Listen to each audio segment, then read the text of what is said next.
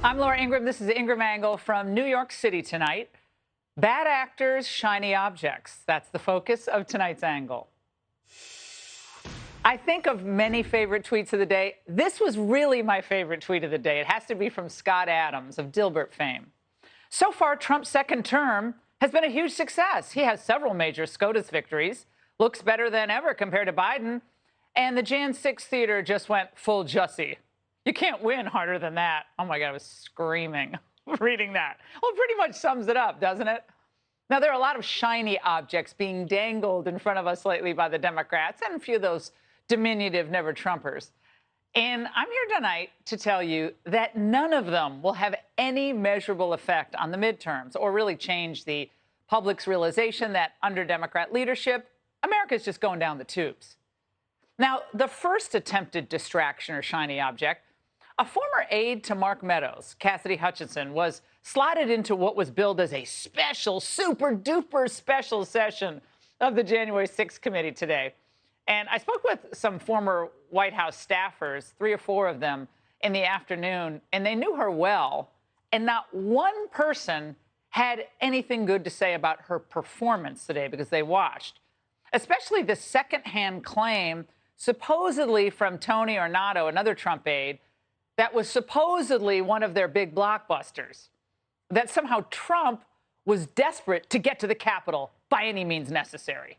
He thought that they were going up to the Capitol, and when Bobby had relayed to him, we're not, we don't have the assets to do it, it's not secure, we're going back to the West Wing. Tony described him as being irate.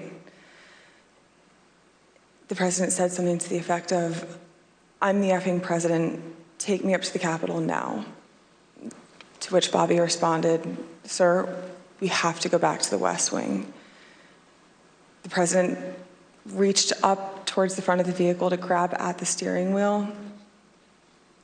Mr. Engel grabbed his arm, said, "Sir, you need to take your hand off the steering wheel." Mr. Trump then used his free hand to lunge towards Bobby Engel. And when Mr. Ornato had recounted this story to me, he had motioned towards his clavicles. Okay, this is just bad acting. Now, this is the tidbit that the media, they've been waiting for years. Finally, they had Trump. He wanted to go up to the Hill, as we heard, and he assaulted his own lead Secret Service agent in that vehicle as part of his attempt. That's going to stick for a lot of people. The President of the United States, attacking a Secret Service agent. The president's in real trouble, not least for assaulting his Secret Service agent. Tubin. All right, one little problem here. It looks like it never happened. A source close to the Secret Service is telling Fox that Bobby Engel, Trump's lead agent, and the president's SUV driver are both ready to testify under oath that neither was assaulted by President Trump. They will also say he never, quote, lunged or something to that effect for the steering wheel. And wait, there is more, because according to CNN's Shimon Prokupes, a Secret Service official said that Tony Ornato denies telling Cassidy Hutchinson that Trump grabbed the steering wheel or an agent in the first place. I can't wait to see that surprise hearing, Liz. And as their surprise witness testimony blows up in their faces, there's another problem for the Democrats. It turns out the voters just don't care about this January 6th charade. A new CBS poll finds that the lowest number of voters polled consider investigating January 6th a high priority, while most consider it a low priority.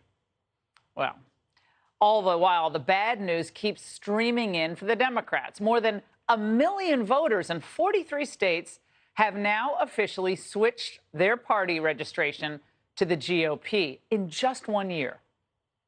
But don't worry, because the Democrats and their media supporters are hoping abortion's going to galvanize all these suburbanites and save the Democrats from a midterm rout. Well, unlikely.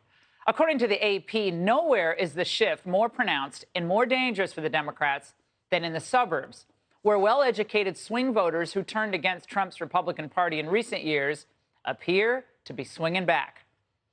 And just when you thought things couldn't get any more dire for the Democrats, she's back. Do you miss the day-to-day of politics? Is there any scenario in your brain that you would think, I want to get back in? No, but I miss it.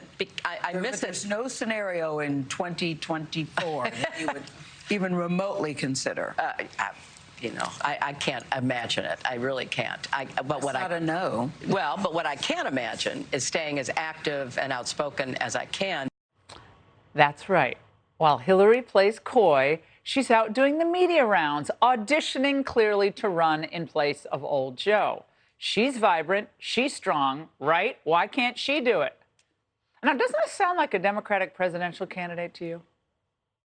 I've been saying for quite some time, I think the filibuster should be eliminated at the very least for constitutional questions like voting rights, like a woman's, constitutional rights to make decisions about her own body. This is going to, I hope, wake up a lot of Americans. Women are going to die, Gail. Women will die. Is that going to go on the button? Vote Hillary, women are going to die? All right, the leftist media are already assembling their Hillary Amen corner. Chris Solis at CNN is gushing, the whispers of Hillary Clinton 2024 have started. And John Ellis is raving, now is her moment. And being the political sage that Hillary is, with no concern at all for the voters, she's betting it all on Jan 6th. I think these hearings have been incredibly powerful. I hope the Justice Department is paying attention. I hope in these midterm elections, candidates and the Democratic Party pay attention. If there were ever a time to vote, and to vote literally for your rights and our future, it's this midterm. Literally. Now, the woman is now, and always has been, a complete and total fraud. No one cares about this sideshow. They care about the fact that they're getting poorer every day that Biden is in office. So Americans out there, you hear it, right? You feel it. In their own way, they're begging for relief. They want their old country back. They want clean, safe streets. They want a situation where parents aren't worried that their kids are going to die from fentanyl, where families can actually, heaven forbid, afford a summer vacation. And where optimism about the future living here in this incredible country of ours is shared across a broad array of demographic groups. That's the America we love and we all deserve. The January 6 hearings, the abortion scaremongering, the Hillary revival, none of it will add up to a better America. And Democrats don't even care. They never have.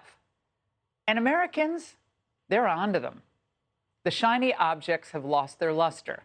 And the bad acting, it's just not funny anymore. It's just bad. And soon, this show will be shut down for good. And that's the angle. Hey, Sean Hannity here. Hey, click here to subscribe to Fox News YouTube page and catch our hottest interviews and most compelling analysis. You will not get it anywhere else.